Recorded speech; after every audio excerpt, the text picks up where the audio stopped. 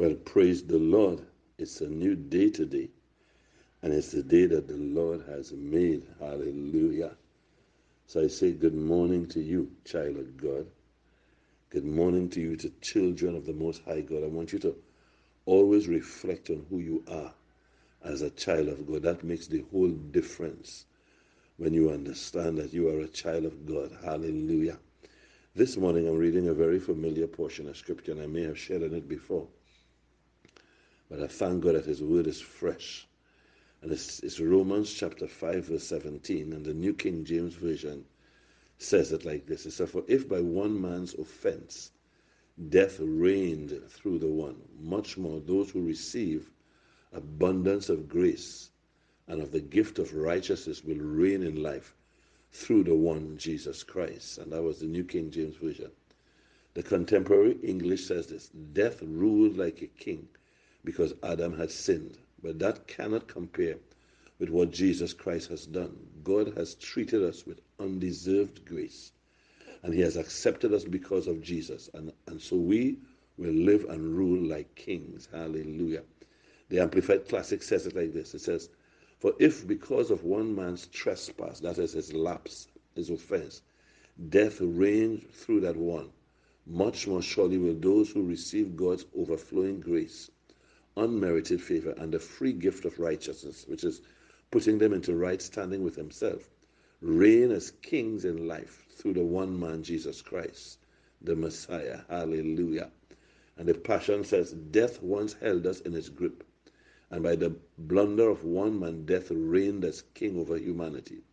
But now, how much more are we held in the grip of grace and continue reigning as kings in life, enjoying our regal freedom through the gift of perfect righteousness in the one and only Jesus, the Messiah." Child of God, this scripture always excites me. And it excites me on different levels or for different reasons. And you know, the Word of God is letting us know here that at one time death reigned. And death here, it speaks of when Adam fell. And when Adam sinned in the garden, Adam and Eve sinned in the garden, it plunged us into death. And what death are we talking about here? It's not talking here about physical death, but the death of our spirit man. You understand? We lost the opportunity to have relationship with God.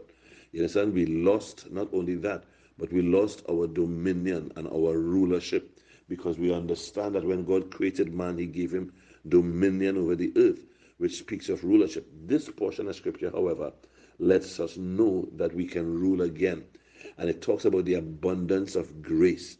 And we know that grace is unmerited favor. We didn't deserve the life that we have now received because of Jesus' death and sacrifice on Calvary's cross.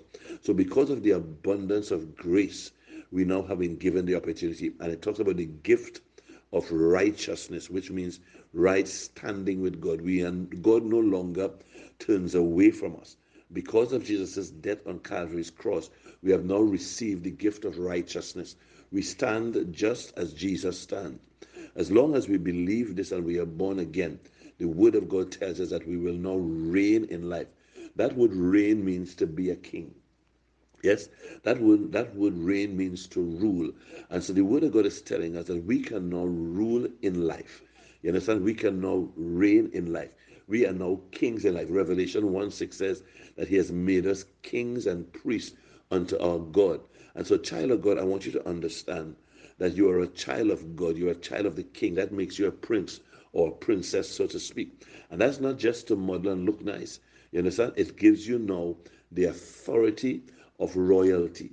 It gives you now the right to rule. It now gives you royal privileges, but also understand it gives you royal responsibility in terms of how you carry yourself about, how you speak. You represent your Father, the King of Kings and the Lord of Lords. Listen, I am so excited that the Word of God tells us, you understand, that we now rule in life. Life is not supposed to beat you up.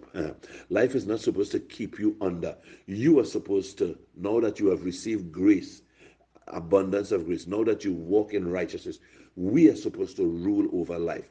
We are supposed to give life its commands, and it has to obey us because we now reign. One version says, it doesn't say reign in life, it says the word means to be king. So in other words, you become a king in life, a king over your life. Why? Because you are a child of God.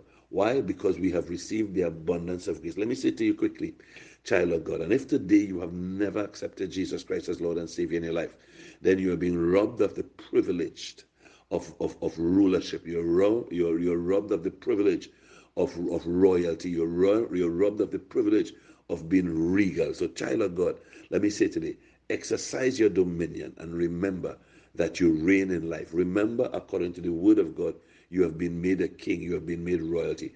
Have an awesome, awesome day today, your majesties.